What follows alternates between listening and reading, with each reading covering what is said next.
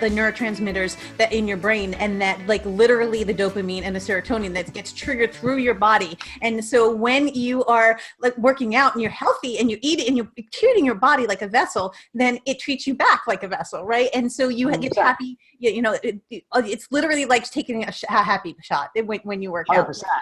I used to tell people that when because I for those of you who don't know that are listening, when I very first started out, my first job ever, when I was a personal trainer, I started training in online, and that's how I moved into the online world. But that's what I used to tell my clients back in the day. I'm saying like fitness is a journey, right? It doesn't matter what that journey is or how you get there for it, but it's not about aesthetics. It's about functioning better. When you work out and move, you hormonally function better, which means you're going to be happier. You're going to love more. You're going to have a better, passionate, more sex life.